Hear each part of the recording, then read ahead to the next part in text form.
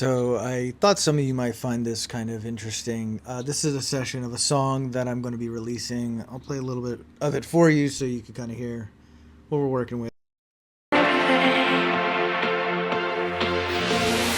I can feel it when you call my phone.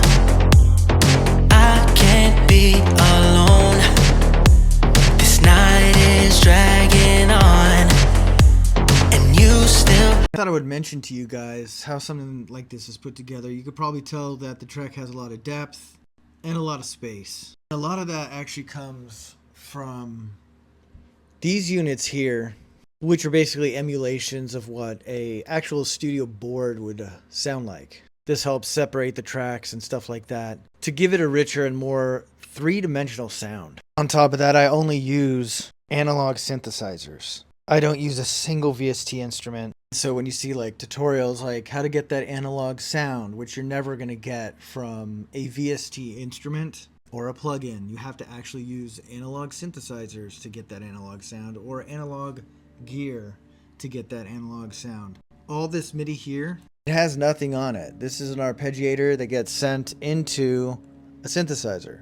And that only goes for the parts that I can't physically play in, like an arpeggiator. One of the things that I like to do to help with space is using the track delay here. You can see a lot of these instruments have track delays, and even more of them had them originally because I printed them down. Separating them with a track delay helps the space between the instruments even more. And even though I'm using analog synthesizers, that does not mean that I don't use plugins after, because obviously I do.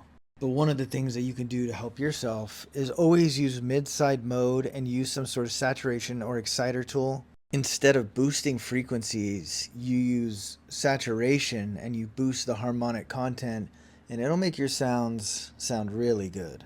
One last thing, if you can't afford any of this gear, the least you could do is save up for an A to D converter. This one here I think is like maybe $2,000.